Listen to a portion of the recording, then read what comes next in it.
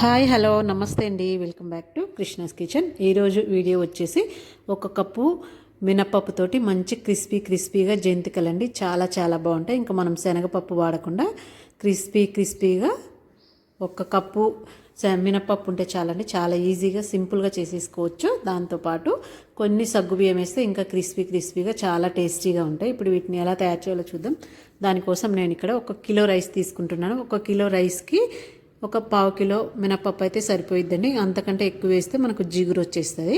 నేను 5 కప్పులు తీసుకున్నాను. 5 కప్పులకి 1 కప్పు మినపప్పు వేసుకుంటున్నాను. ఇప్పుడు ఈ మినపప్పుని బాగా ఫ్రై చేసుకోవాలి.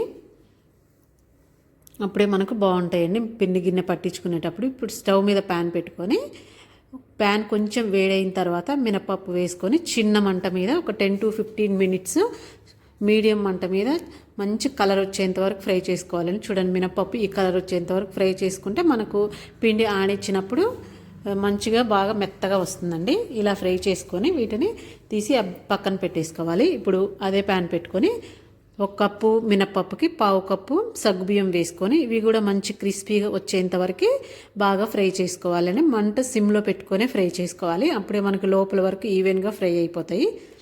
మనం హైలో పెట్టామంటే పైన మాత్రమే మాడిపోతాయి, లోపల అలాగా మెత్తగా ఉంటాయండి. ఇవి కూడా ఇలా ఫ్రై చేసుకొని తీసి పక్కన పెట్టేసుకోవాలి. ఇప్పుడు ఈ మినపప్పు సగ్గుబియ్యము ఒక 1/2 అవర్ పాటు పక్కన పెట్టేసుకోండి. అప్పుడు మనకు చల్లగా అవుతాయి. ఆ తర్వాత పిండి గిన్నెలో ఆడించుకోండి. బాగా మెత్తగా ఆడించుకోవాలండి పిండి. అప్పుడే మనకు జంతికలు అనేవి ఇరిగిపోకుండా చాలా సాఫ్ట్గా క్రిస్పీగా వస్తాయి. మనకు పిండి కొంచెం బరగ్గా ఉన్నా కానీ జంతికలు అనేవి బాగోవు. ఇలా పట్టించుకున్న తర్వాత ఇందులో తగినంత ఉప్పు వేసుకోండి. అందులోనే 1 టేబుల్ స్పూన్ కారం. నువ్వులండి, ఇవి నువ్వులు మీ ఇష్టం అండి. నచ్చిన వాళ్ళు వేసుకోవచ్చు, లేకపోతే లేదు. వేసుకుంటే చాలా బాగుంటాయి. ఎందుకంటే తినేటప్పుడు మనకు తగులుతూ చాలా టేస్టీగా ఉంటాయి. 2 టేబుల్ స్పూన్లు నువ్వులు వేసుకొని 1 టేబుల్ స్పూన్ జీలకర్ర వాము 1 టేబుల్ స్పూన్ వాము వేసుకొని ఇలాగా ఒకసారి నలుపుకొని వేసుకోండి. ఇలా నలుపుకొని వేసుకోవడంలో పిండి మొత్తంలో కలిసి మనకు తినేటప్పుడు ఫ్లేవర్ తగులుతూ చాలా బాగుంటుందండి. ఇంకా వాము వేసుకోవడం వల్ల డైజెషన్ కూడా ఎటువంటి ఇబ్బంది ఉండదు. ఎన్ని తిన్నా కానీ పిల్లలు తిన్నా కానీ ఎటువంటి ప్రాబ్లం రాకుండా ఉంటుంది. డైజెషన్ అనేది ఈజీగా అవుతుందండి ఇలా వాము వాడడం వల్ల.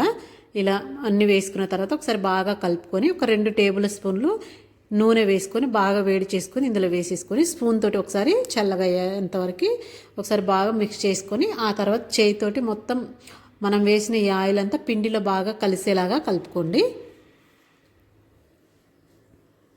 ఒకసారి చేతితోటి మొత్తం ఈ మనం వేసిన ఆయిల్ అంతా పిండిలో మొత్తం కలిసిపోవాలండి. చూడండి ఇలాగా. ఇప్పుడు చూసారా, శనగపిండి ఉన్న ఇట్లా కలర్ వచ్చేసింది. మొత్తం ఇలా కలిసిపోయేలాగా కలుపుకోండి. ఇలా కలుపుకున్న తర్వాత ఇప్పుడు ఇందులో కొంచెం వాటర్ వేసుకుంటూ కలుపుకోండి. ఇవి వేడి వాటర్ కాదండి, చల్ల వాటరే. కొంచెం వేసుకుంటూ కలుపుకోండి. ఒక్కసారి వేసామంటే మనకి పిండి అనేది జారుగా అవుతుందండి. అందుకోసమనే చూసుకుంటూ కలుపుకోవాలి.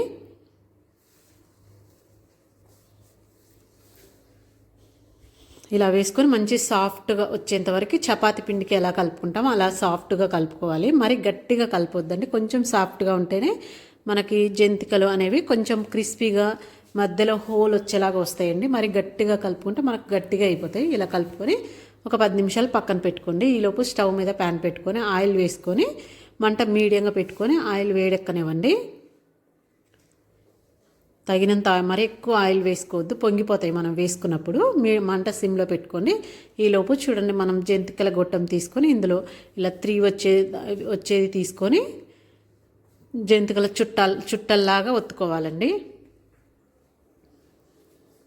లేదు మీరు ఒక్కసారిగా మొత్తము బాండీలోనే వేసుకున్నా అన్నా కానీ అలాగైనా వేసుకోవచ్చు. ఇలా చుట్టలు అయితే మనకు అయిపోవడం ఈజీగా అయిపోతుంది.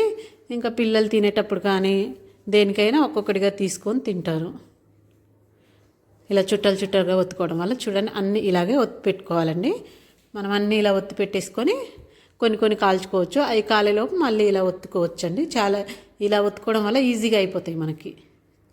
చూడండి, ఇప్పుడు ఆయిల్ బాగా వేడెక్కిన తర్వాత ఇప్పుడు ఒక్కొక్కటిగా ఇందులో వేసుకొని మంట మీడియంగా పెట్టుకోండి. మరి హైలో పెట్టుకోవద్దు, అలానే సిమ్లో కూడా పెట్టొద్దండి. మీడియంగా పెట్టుకొని చక్కగా మంచి కలర్ వచ్చేంత వరకు కాల్చుకోండి. ఇవి మినపప్పు కాబట్టి మనకు అంత కలర్ అనిపించవు, కానీ క్రిస్పీనెస్ అయితే బాగా వస్తాయండి. మరి ఎక్కువ కాల్చామంటే మాడిపోతాయి. ఇంకా అందులో టేస్ట్ ఒక రకంగా ఉంటుంది. మరి ఎక్కువ మాడనివ్వకుండా మంచిగా కాల్చుకోవాలి. చూడండి, మనకు కాలిన తర్వాత ఆయిల్లో బుడగలు అనేది పోతాయండి. అప్పుడే మనకు పర్ఫెక్ట్గా కాలినట్టు. ఇంకా అంతేనండి. అన్నీ ఇలాగే చేసుకుంటే మనకి సింపుల్గా ఈజీగా అయిపోతుంది. చాలా చాలా బాగుంటాయండి మినపప్పుతోటి. ఎప్పుడు శనగపప్పుతోనే కాకుండా ఒకసారి ఇలా మినపప్పుతోటి ట్రై చేయండి. చాలా టేస్టీగా ఉంటాయి, చాలా బాగుంటాయి. అంతేనండి. వీడియో నచ్చితే ఒక లైక్ ఇవ్వండి, మీ ఫ్రెండ్స్కి రిలేటివ్స్కి షేర్ చేయండి. ఇలాంటి మంచి మంచి రెసిపీస్ కోసం నా ఛానల్ని సబ్స్క్రైబ్ చేసుకోండి.